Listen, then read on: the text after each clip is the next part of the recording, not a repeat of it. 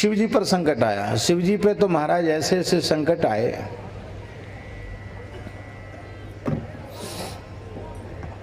एक शकुनी नाम का दैत्य था, उसका बेटा, उसका नाम था बृकासुर। नारद जी मिल गए एक बार, बोले बाबा जी जल्दी बताओ कौन सा देवता जल्दी प्रसन्न होता है। नारद जी ने कहा नारायण नारायण नारायण। बच्चा, आशुतोष भगवान शिव हैं, जल्दी प्रसन्न होते हैं। लगा शंकर जी की भक्ति करने। शंकर जी नहीं दिखे तो अपने ही शरीर को काट काट करके अग्नि में होमने लग गया।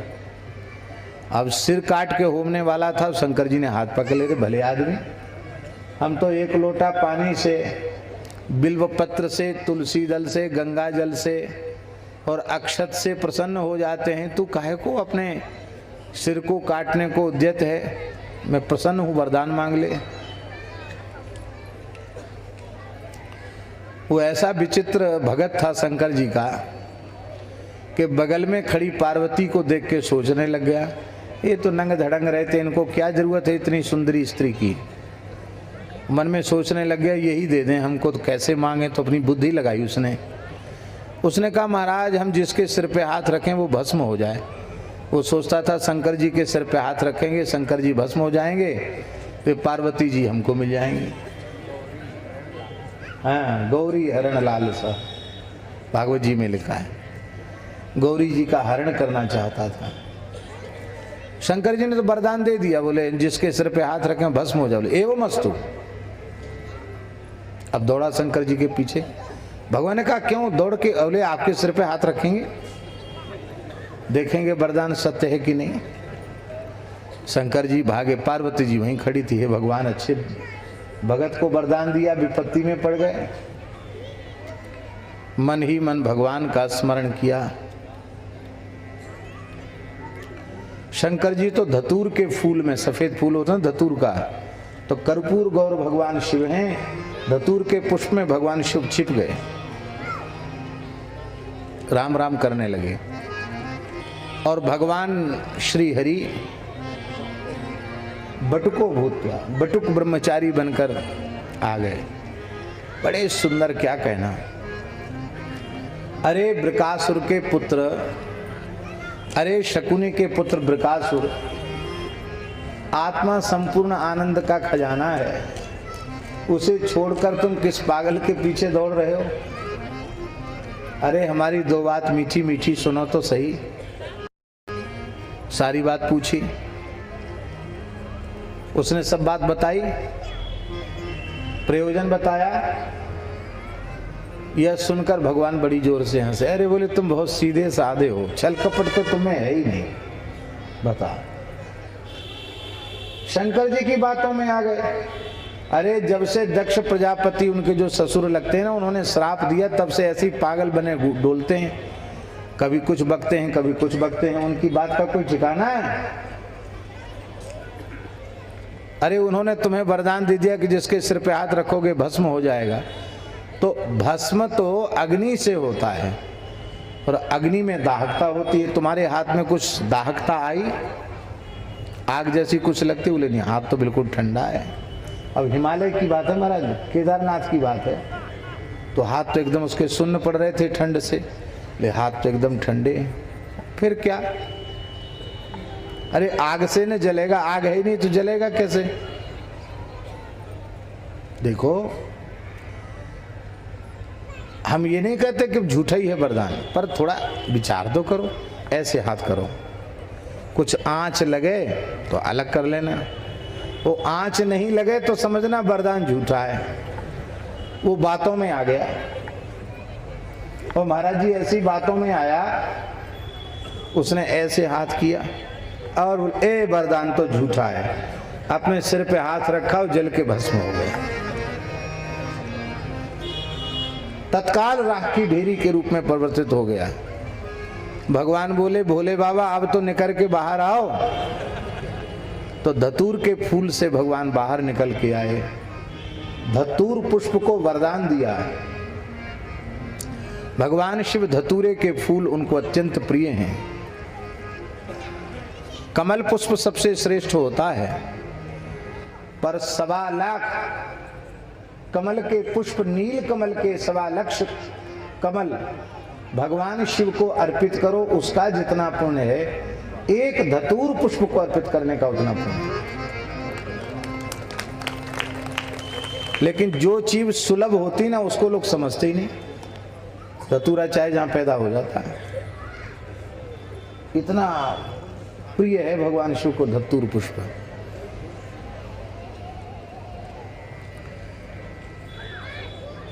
भगवान बोले भोले बाबा से कि दुष्टों को थोड़ा सोच समझ के वरदान दिया करो। भगवान बोले आप सोचने समझने वाले हैं तो हम अपनी बुद्धि क्यों लगा, हम तो राम राम करते हैं, हम सोचेंगे समझेंगे तो राम राम छूट जाएगा। आप जैसा स्वामी हर समय हमारी सुरक्षा में तैयार है तो हमें सोच करने की, चिंता करने की, विचार करने की जरूरत क्या है। हम तो राम राम करते रहते हैं, कोई कहता मांग तो उसको दे देते हैं, बुरा होए तो भला होए तो वही जाने।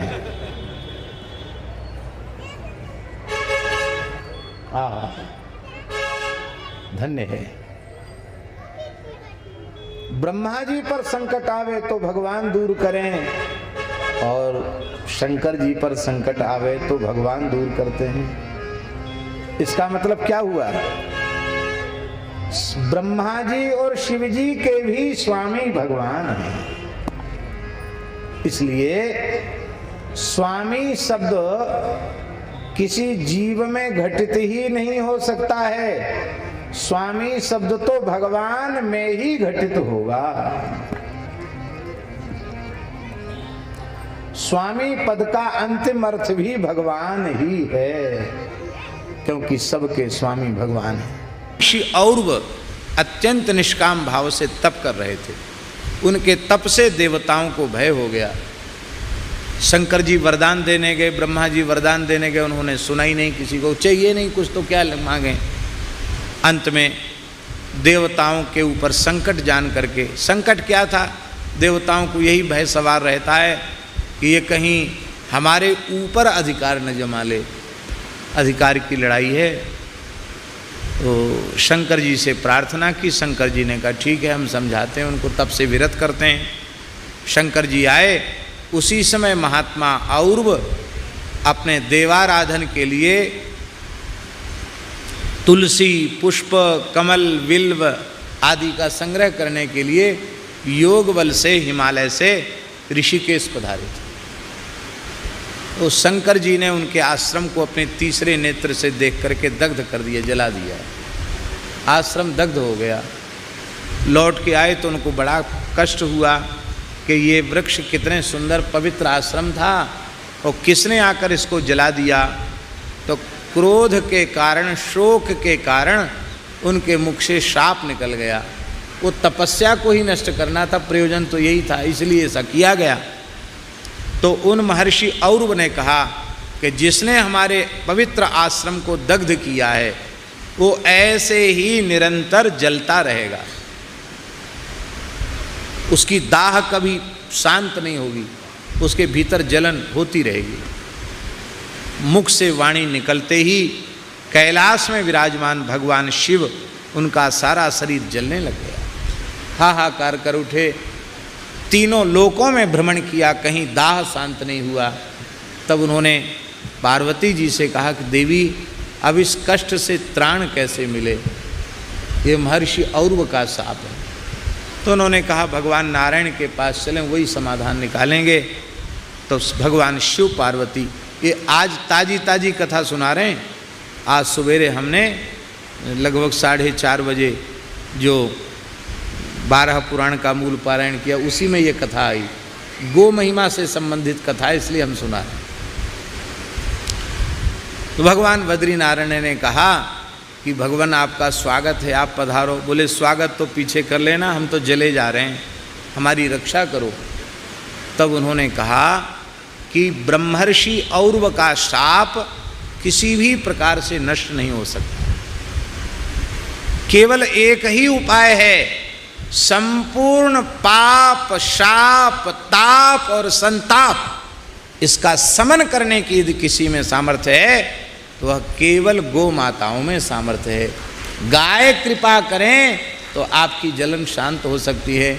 ऋषि के क्रोधाग्नि से जो उत्पन्न दाह है वो शांत हो सकता है। तब फिर भगवान बद्रीनाथ ने, भगवान शिव पार्वती ने गौ माताओं की प्रार्थना की तो वहाँ से 77 गाय निकली। कितनी? सप्त सप्तति लिखा है 12 पुराण में। 77 गाय निकली और गाय जहाँ से प्रकट हुई उस तीर्थ का नाम हुआ गो निष्क्रमण तीर्थ। अब पुराण में तो आया है, अब उत्तराखंड में गो निष्क्रमण कहाँ है ये उत्तराखंड वालों को खोज करनी चाहिए कि गो निष्क्रमण तीर्थ कहाँ। 77 गाय प्रकट हुई, उन गायों को भगवान शिव ने प्रणाम किया और वे गो माताएं भगवान शिव के ऊपर खड़ी हो गई और सबने अपने थनों से दूध की धारा बरसाना आरंभ किया। और जैसे ही उन गो माताओं के दुग्ध की धारा भगवान शिव के ऊपर पड़ी, महर्षि औरव के श्राप से उत्पन्न जो दाह था वो तत्काल शांत हो गया। और भगवान ने कहा जो गाय के दुग्ध से मेरा अभिषेक करेंगे उनके भी पाप ताप संताप सब नष्ट होंगे और उनके अभीष्ट की पूर्ति हो जाएगी, मनोरथों की पूर्ति हो जाएगी। पर भैया हाथ जोड़ के प्रार्थना, भी श्रावण आने वाला है तो पूरे देश में लोग शंकर जी का अभिषेक करेंगे, पर पन्नी वाले दूध से मत करना, अमूल फमूल डेयरी जो हैं उनके दूध से मत करना, सिंथेटिक दूध से मत करना। वेद लक्षणा भारतीय देसी गाय का प्रामाणिक रूप से दूध उपलब्ध हो तो ही अभिषेक करना, और नहीं तो केवल पवित्र जल से अभिषेक कर दो। सिद्ध कीर्तन हर हर महादेव शंभो काशी विश्वनाथ गंगे। शंभो शिव कल्याण के देवता, कल्याण कारक। रुद्र, रु माने दुख, द्र माने द्रावयति, संपूर्ण दुखों को भगा देते हैं, परम सुख देते हैं, वे रुद्र हैं। शंकर परम कल्याण करने वाले। भगवान शिव शंभु शिव रुद्र शंकर आदि कल्याणकारी नामों से प्रसिद्ध हैं। इन सब नामों का अर्थ है जो जीव जगत का परम कल्याण करने वाले हैं और बड़े भारी भयंकर हैं। वैसे तो हैं बड़े सुंदर, पर प्रलय काल में बड़े भयंकर हो जाते हैं। क्रुद्ध सुदष्टुष्ट पुटस्स धूर जटिर, कहाँ? भागवत के 4थे स्कंद में। नारद जी ने जैसे ही बताया कि सती जी दक्ष के यज्ञ में योगाग्नि में भस्म हो गई और आपके गणों को बहुत तिरस्कृत अपमानित किया गया, तो क्रुद्ध हो गए। सुदष्टुष्ट पुटः, अपने होठों को दांतों से दबा लिया, भुरकुटी टेढ़ी हो गई, होठ फड़कने लगे। और सटाम तटद्वन्य सटुग्र रुचिसाम, जटाम तटद्वन्य सटुग्र रुचिसाम, ऐसी जटा माने जलती हुई लपट जैसी जटा को पकड़ा और दे मारा पर्वत पर। पर्वत विदीर्ण हो गया। दाहिने भाग से भगवती दक्षिणा काली प्रकट भई और वाम भाग से वीरभद्र प्रकट हुए। शिव पुराण के अनुसार, भागवत के अनुसार केवल वीरभद्र प्रकट हुए। भगवान शंकर का क्रोध स्वरूप, क्रोधमय भयंकर स्वरूप वहां दिखाई पड़ता है। और पार्वती से ब्याह करने गए भगवान शिव, बारात गई तो शंकर जी को समझा दिया गया कि देखो वहाँ थोड़ा सावधानी से चलना, आखिर ब्याह हो रहा आपका, आप दूल्हा हो। ससुराल में हंसी मजाक लोग बहुत करते हैं, तो हास परिहास में कहीं प्रलयंकर हो, कहीं तीसरी आंख मत खोल देना। हाँ, नहीं तीसरी आंख खोल के कामदेव को जला दिया, फिर जला दो किसी को। वहाँ ससुराल है, वहाँ आपको कोई परब्रह्म परमात्मा मान के नहीं, आपको दुल्हा मानकर आपसे व्यवहार किया जाएगा। शंकर जी बोले अच्छा, ससुराल में मजाक करते हैं लोग? बोले हाँ, परिहास करते हैं, हंसी मजाक होता है। शंकर जी बोले वो क्या करेंगे, हम ही हंसी मजाक कर देते हैं बढ़िया से। ऐसा विकट रूप जब रुद्र ही देखा, मानस जी में भी लिखा है, जब शंकर जी का विकट रूप, भयंकर रूप पर मैना जी ने देखा तो महाराज वो तो बहुत डर गई। फिर भी लोगों ने कहा कोई बात नहीं, भगवान शिव हैं, आओ तो सही। बड़ा छाती कर्री करके मैना जी आई, सोने का थाल लेकर, परिछन की थाली लेकर के, बड़े साहस पूर्वक थाली हाथ में ली, आरती प्रज्वलित की। जैसे ही उठाई, तुरंत भगवान शंकर के गले में विराजमान विषधर 5 फण वाले नाग ने ठों ऐसे किया। अब महाराज ठों करे, फिर माताएं कहाँ ठहरने वाली हैं। हाथ से थाली गिर गई, झारी गिर गई, आरती उलट गई और सासो जी बेहोश हो गई। जितनी स्त्रियां थीं सब में भगदड़ मच गई, कोई गिरी, कोई पड़ी, किसी के हाथ में लगी, किसी के पैर में लगी। सासू जी को उठा के ले जाया गया भीतर। शंकर जी ने कहा यहाँ तो कोई नहीं, सब खाली दरवाजा, एक आदमी खड़ा नहीं है, लौट चलो जनवासे में। जनवासे में आ गए। बोले भगवान नारायण ने पूछा कहो भोले बाबा परिछन हो गए? बोले हाँ हो गया। कैसे हुआ? कैसे? देखते ही थाल पटक के सासू जी बस भाव ज्यादा आ गया, गिर गई, बेहोश हो गई, मूर्छा में चली गई। अरे ऐसे थोड़ी होता है, ऐसे नहीं होता है। बोले आपको पता नहीं है, देश देश के लोकाचार अलग प्रकार के होते हैं। हिमाचल प्रदेश का लोकाचार ऐसा ही होगा, ऐसे ही परिछन के, ऐसे नहीं होता है। परिछन तो परिछन के जैसे होता है? महाराज आप ऐसा हास परिहास करोगे तो बराती बड़ी आशा बांध के आए हैं कि बढ़िया बाल भोग मिलेगा, राजभोग मिलेगा। यहाँ कोई पानी की पूछने नहीं आएगा। महाराज कम से कम सबको सत्कार तो सबका करवा दीजिए। ऐसे भोले बाबा की लीला है। शंकर जी ने कहा कि देखो हमारी सासू जी बड़ी ज्ञानवती हैं। कैसे? उन्होंने सोचा अग्नि, सूर्य, चंद्र जिनके नेत्र हैं उनको क्या आरती दिखाना, इसलिए आरती पटक दी। गंगा जी जिनकी जटाओं में बह रही हैं उनको क्या एक लोटा जल दिखाना, इसलिए झारी पटक दी। क्या है?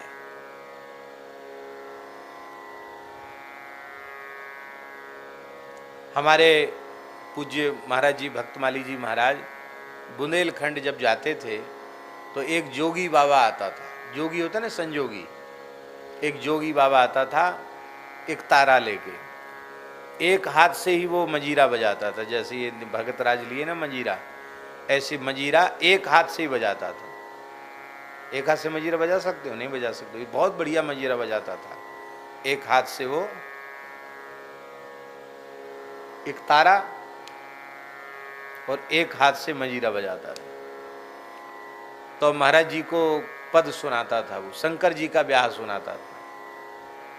अभी भी शायद उस क्षेत्र में गाते होंगे शंकर जी के ब्याह, आप पता नहीं है कि नहीं, पुरानी बात। तो उसमें बड़ा विकट शंकर जी के वेश का वर्णन करता था वो जोगी बाबा।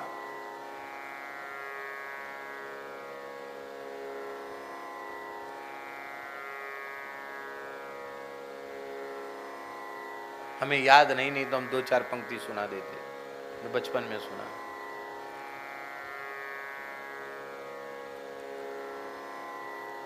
कहते चारों खूंट की माछी बुला लई, गटर गटर शिव करन लगे, टुन्नक टुन्नक टुन्नक, ऐसे बजता था मुझे। कहते ऐसी लार गिर रही शंकर जी की दाढ़ी है, चेरई घोंस हुआ दाढ़ी में धल्ले, कानन में बिच्छू ब्यारे, माने कान में बिच्छुओं ने घर बना लिए, बिच्छू बच्चा दे रहे हैं, कातर लटक रहे हैं, सांप फफकार रहे हैं। ऐसा विचित्र वर्णन करता था वो। पूरा लंबा ब्याह था, कम से कम 1 घंटा सुनाता था। और शुरू से सुनाता था महाराज जी को। नारद जी गए हिमाचल के यहाँ, तो कहते हैं तुम्हारे घर में सयानी बेटी, तुम्हें नींद कैसे आवे। नारद जी पूछ रहे हैं, तुम्हारे घर में बेटी सयानी हो रही है और तुम सो रहे हो? अरे तुम निश्चित ही पहाड़ ही हो, तुम्हारी बुद्धि कहाँ चली गई? इसलिए कन्या दान कर लो। क्या करें? बोले स्नान करो, फिर ध्यान करो, फिर सूरज को दंडोत करो। स्नान करो, ध्यान करो, सूर्य को दंडोत करके और फिर सगुन विचारो कि बेटी का क्या करना चाहिए। ये सब बातें बहुत अच्छे ढंग से सुनाता था। महाराज जी उसको, कम से कम 30 साल पुरानी बात होगी, महाराज जी उसको 200-300 रुपए देते थे, 500 रुपए भी दे देते थे। जो होता महाराज जी दे देते प्रसन्न होके। और कपड़ा, मिठाई, कोई बर्तन वर्तन होता तो वो भी उसको दे देते। गृहस्थ था बेचारा, संजोगी था। अब उस जमाने में वो घूमता था ना, तो लोग सुनाता था, वो शंकर जी का ब्याह सावन में ज़्यादा घूमता था, सावन में, फागुन में, तो सुनाता था जब वो पद, तो लोग इतनी की बिलिया में, कटोरी में और अनाज ले आते थे, अनाज देते थे उसको, या 10 पैसा, 5 पैसा, 15 पैसा भी चलता था। ये सब पैसा, चुवन्नी, अठन्नी, ज़्यादा किसी को दया आई तो 1 रुपया दे दिया। उस समय महाराज जी 200-300 रुपये उसको देते थे, खुश हो जाता। बोले महाराज अब बुढ़ापा आए, घूमना फिरना बनता नहीं है, आपने दे दिए, इतने में मौज है, आनंद है। महाराज जी प्रणाम करके चला जाता। तो हम भयंकर की बात बता रहे हैं, भयंकर भगवान शिव जो हैं, शंभु शिव रुद्र शंकर भयंकर भीम, भीम बड़े घोर स्वरूप वाले जो हैं, भीम हैं, बड़े भारी भयंकर हैं, महान तेजस्वी हैं। और क्रोध राशि, क्रोध के अधिष्ठात्र देवता हैं, क्रोध की राशि हैं।